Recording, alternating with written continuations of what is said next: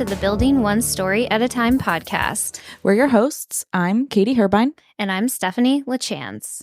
Today, we are talking with Adam Coe on the custom homes and remodeling process. So we're hoping, Adam, you could give us, along with our listeners, a little bit better understanding of what that process is like. So we've come to you, we're ready to build a custom home, or maybe we're doing a remodeling job, adding an addition, redoing our kitchen. So kind of take us through the steps and what we would experience as E.G. Stoltzfus custom home and remodeling clients. Yeah, great. So custom home remodel. So the reason that we use the same process, it's mainly about the language going through. So maybe the best way to think about it is you have gates. So when you're thinking about a really complex project, you don't just go and say, "Hey, what are we building?" You don't look at the end first. Yeah, got it. The journey through the gates. Yeah. Let's start digging, and then we'll figure out, how you want the rooms to be laid out. So we have these gates that are set up. Maybe I'll just describe it as more as a custom home, but remodeling really sort of follows the same thing. And really the first step is your discovery. So really that's us sitting down, asking some questions. A lot of times for custom homes, they've already got a lot. If they don't have a lot, there's some extra data and information that needs to be collected that way. But if they were building in one of our custom home neighborhoods, at that time they would have already said, "Hey, I kind of like this lot." Okay. And they would have gotten themselves locked in. And then they get out to us, and then that's when we start to ask them, okay, so what sort of things do you want to get in there? What sort of spaces are you looking to build? Have you seen any houses that you like? Is there anything that we can refer to? And then we'll also talk about what's your investment? What are you looking to spend on the house? And really one of the interesting things about being design build, for people who don't know what design build means, it means that we are in-house designers, but we're also project managers at the same time. So part of our responsibility is not to design a monument to ourselves and then have you go fight with a contractor to figure out what that contractor is going to charge. Mm-hmm. What our role is to say, what would you like to build? What are you looking to invest? And then I'm going to try to take that house up to your maximum investment level so you can get the most in your home for what you want to spend on the home. And so the reason why that's great is because if somebody changes things along the way, I go, "Hey, as much as I love this from a design perspective, we need to remember that you have an area that you're trying to hit for numbers, so this might change those numbers a bit." And usually people are like, that's fine. I understand. I'm changing the math here. Mm-hmm. So we'll try to get some photos from them. We'll try to get, goals, an idea of square footage. And then my role to get back to them and say, okay, here's a very quick sketch. This sketch is 100% not going to be exactly what you want. This is our starting point. This is did I hear you right on these things? What do you like and what should we move away? Mm-hmm. Are you doing a hand sketch for a lot of people? Yes. So I actually live comfortably in AutoCAD, but I have been finding lately that hand drawing is a little bit faster. And also, I think homeowners feel a little bit more connected to it. It feels intentional. If I printed you out a CAD drawing, it's a little more you would personal. go, did you pull that from somewhere? When a hand sketch shows, like I'm spending some time thinking about how you're going to live in your space. Mm-hmm. So we get that back to them, and then we give them what's called a feasibility budget. They go, educated guess here. I think, and based on the things that you told me that you like, I think that your house is going to end up between here and here. So, and then we essentially say, go ahead and think about that. Let us know what you want to do. If they say, "Hey, we're interested in moving into some heavier design," then we get them into what's called our design and evaluation process. So basically what a design evaluation is we say, okay, remember that budget we gave you earlier? So what we need for the amount of time that it takes to really get this thing 3D modeled, to start to call the engineers, to start to talk about a lot of development stuff, to figure out how the construction of the home is going to work. All that takes a lot of man hours, a lot of questions, a lot of keeping things together. And so because of that, we need to collect a fee for that. So what we look to for them, so in a design and evaluation, there's two phases. And each phase we asked for 1% of the low end of the budget that we had given them. Okay. So the first phase, we say, hey, let's get into D&E phase 1. We're gonna collect a percent from you. My commitment then back to you is I'm going to build you a 3D model. We're going to get together. We're going to walk through that model, and we're going to really start to hone in on making adjustments to the floor plan. That what we were speaking about in the last podcast of like windows, and let's place some furniture so we know the room sizes are correct. Because again, a lot of that for people that are not looking at blueprints every day, Yeah. it's like, what does that even mean? Yep. A room is 12 by 14. What does that mean? Right. It doesn't mean anything to me. So we want to get them comfortable with what a space is going to be. If we get all the way through that phase 1, and now we know what the floor plan is going to look like, for the most part, we kind of know what the exterior is going to look like, just in shape, not necessarily in material. Then we go. Then it's my role to say, all right, sit tight for a second. I want to go pull numbers again because I want to make sure we didn't drift too far away from what we had spoke about originally. Get back to them and we give them an estimate. So we say, hey, based on what we've gotten to at this point now, here's the estimate for the work. Good news, we're still in that window. If it drifted down, great. If it drifted up, then we say, hey, remember, because we added a finished basement to this, or remember that we added this whole sunroom or that. And usually they're aware of that. If they go, good, yeah, let's do the next step. Then we get into phase 2, and that's really where what you two would be very familiar with. It's where Courtney in our office helps us. Where her being the selection coordinator, she goes, all right, Adam, you stand over here. Now I'm going to run with this thing, and I'm going to take them out, and we're going to pick our flooring. We're going to pick cabinetry. We're going to pick exterior materials. I join for those meetings, basically, mostly for cabinetry and for exterior materials, because those are things that we're changing and those affect flow. But sometimes I'll join for some of the other finishes. But really, that's where Courtney shines, is helping people navigate through picking all the finishes through the house. And then also, as we're doing that, I have a guy by the name of Dave Wells, who he's running numbers. He's calling his guys. He's saying, hey, what's it going to take to get, these superior walls in? What's it going to take to do the brick on this? He's trying to problem solve things that could arise. It's never fun to do that while the job is being built, to solve a problem that you should have solved up front. And Dave's basically, his experience over 30 some years in construction, he's been at EG over 20. He's spent most of his life in the field. And now we asked him to come in and spend time in the office and take that brain of his and the connections that he's made with all the actual guys that are working on the site. And he has a much better rapport. It's a lot easier for him to get information. So he sounds like a great asset, because you don't know what you don't know. Yeah. And it's because of all that experience and everything he's seen, he knows a lot. He knows everything. Yeah. Well, I mean, again, like, how do you build anything for people if you don't have a bunch of different perspectives and a bunch of different brains? The hurdle is if everybody's brain works differently and nobody knows how to talk to each other, well, then it doesn't work. But when everybody is together and you have a really strong construction guy who knows how things go together.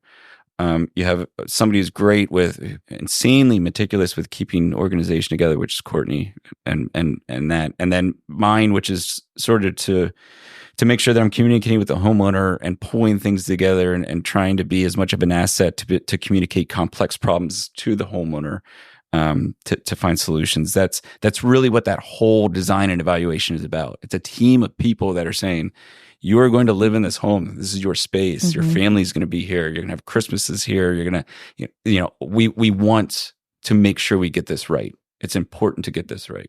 Everybody's brain kind of comes together in like, they live this way. So do you put in your feasibility budget certain types of materials based on what they've told you about themselves, or what they've told you are on like their wish list of items? Like, I really want quartz countertops, or all those types of things. Do they get built into your initial feasibility budget, or is that something that comes along down the road as Courtney's doing selections? No, that's a good question. So at that first appointment, that information collecting appointment, that's when I'm also saying, hey, do you have a kitchen? Do you have quartz countertops now? Do you have, what do you like for flooring? Mm-hmm. And when they say, well, I don't know, what are the options? And you explain that a little bit, Mm-hmm. because it does not behoove me. It does not help anybody if I go in and go, here's what I'm going to do. I'm going to put builder grade materials. And by builder grade, I don't mean like e.g. neighborhood homes, because we don't do builder grade stuff. Mm-mm. But I'm going to put in the low end box store or the Ollie's reclaim floor. Yeah.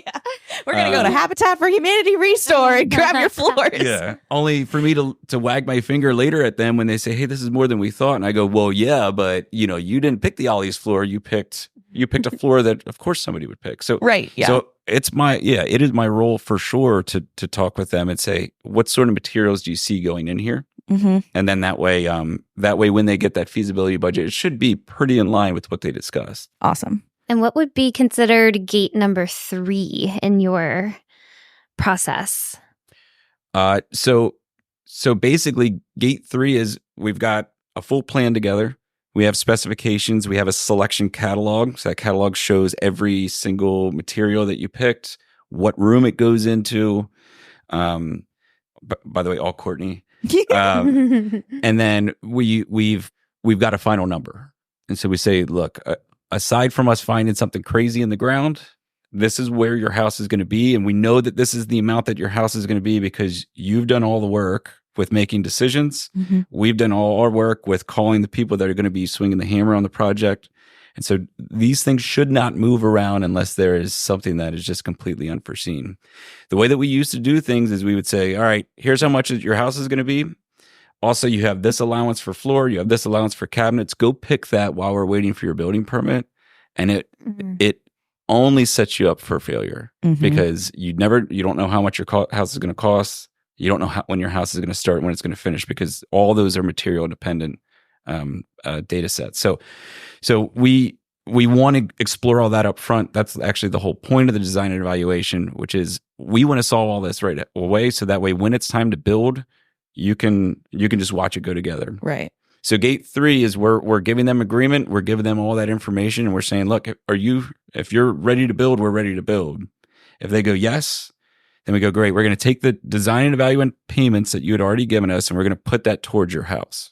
Because you've most builders have a design fee somewhere in the building price. You have just invested yours up front, and now we're sending that back into the house. So that goes towards the down payment of the house. If we get to the end of the design evaluation and they go, look, the design looks great, all the finishes look great, but Adam, I just don't like you. I don't want to be anywhere around you. Then we go, okay, well, that hurts my feelings a little bit, but that's fine.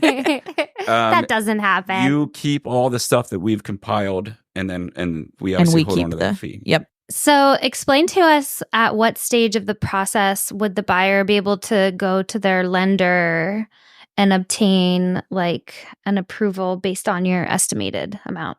Yeah. So really, when somebody's starting the journey, honestly, really at the first appointment, that information collecting appointment, we're asking them, okay, what sort of financing strategy are you thinking? How do you think you want to pay for this? And I actually generally don't get overly involved in that. I get them in front of Laura Chandler, who then helps to navigate them over to who our preferred lenders are. Yep. And it's good to do that at the first appointment, because it just gives people an understanding of, okay, here's where the dollars go, and here's what I have to play with as we go through the process. Yeah, it helps them to kind of give you a better investment range when they've actually been pre-approved for an amount and they're not just throwing out. Yeah, I can do that. Yeah, and honestly, from the sounds of things, at least when I talk to the lenders that we work with, they generally go, yeah, most people are really surprised actually what they can afford, because there's a lot of different moving parts, and that's a world that's certainly above my head. But there's a lot of moving parts there that allow people to give them really strong purchasing power, especially when it comes to new construction. So it's good to have that conversation early. And then really kind of what happens once we have our estimate back and the end of the phase 1 D&E, then that gives them a little bit more data to go back to the bank, talk about the direction that things are heading. And then certainly, yeah, at the end of the D&E, right before we're ready to go into gate 3, now we're saying, here's your agreement. Here's what it's going to cost. They then will approach their financial lender and say, okay, we're now done with all this selection stuff. So how does this go together? And they'll start to pull those numbers in and get their financing locked in place.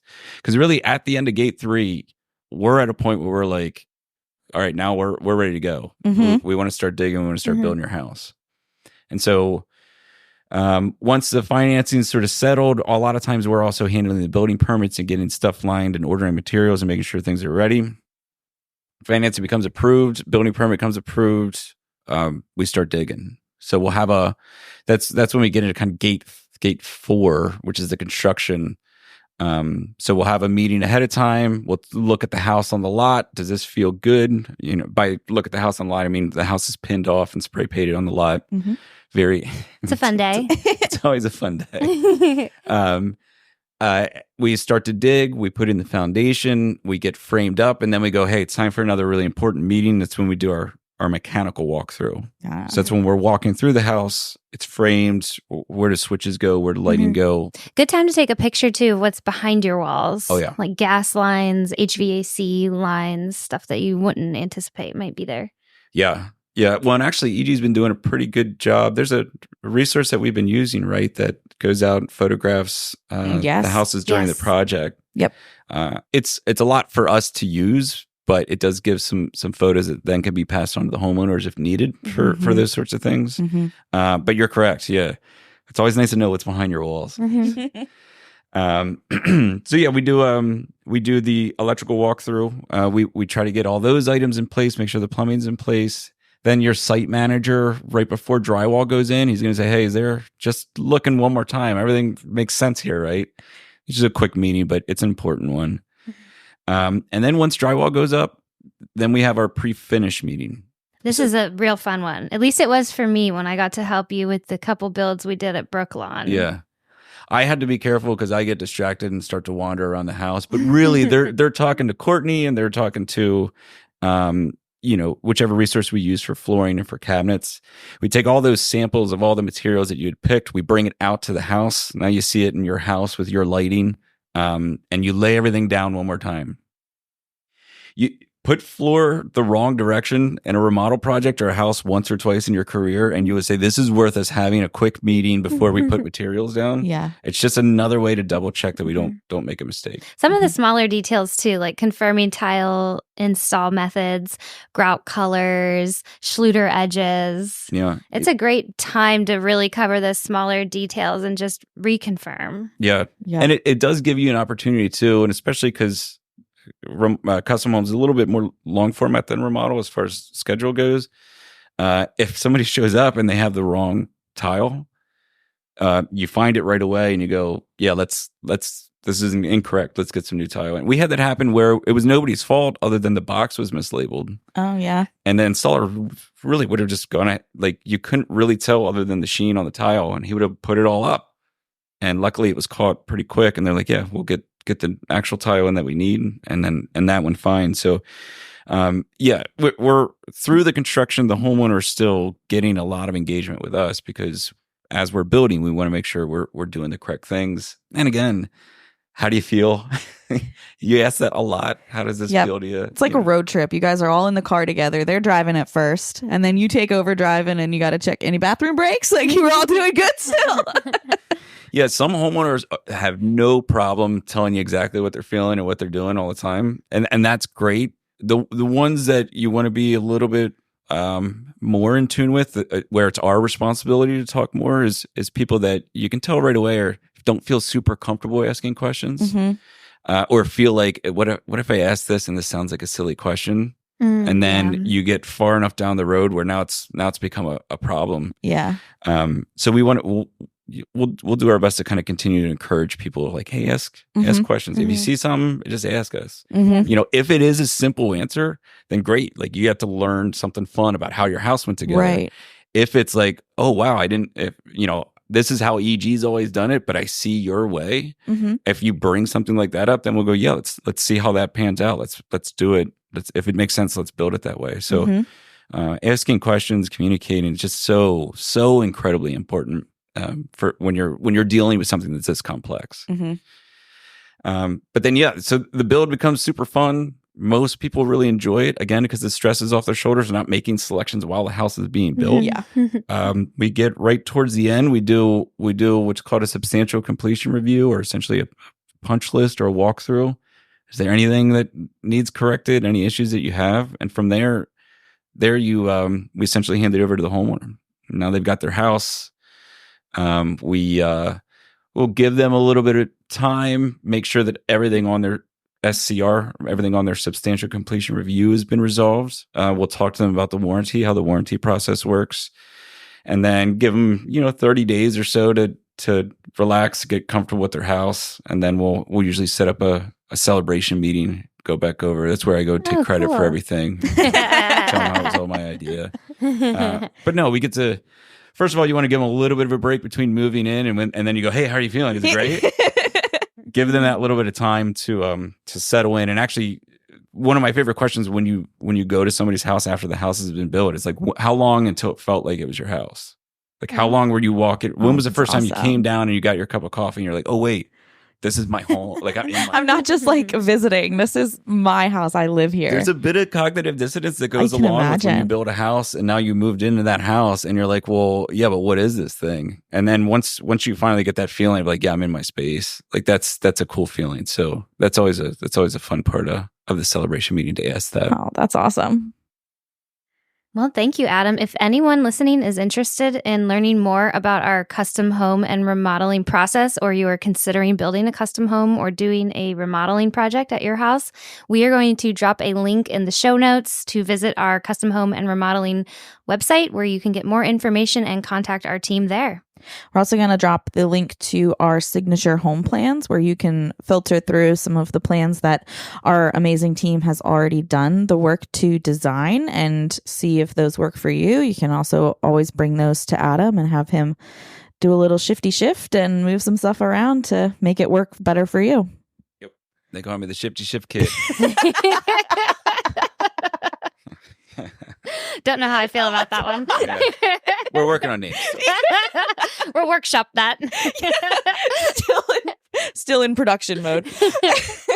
Well, thank you for joining us on this Wednesday, and we'll see you next time. Happy house hunting. Bye. Bye.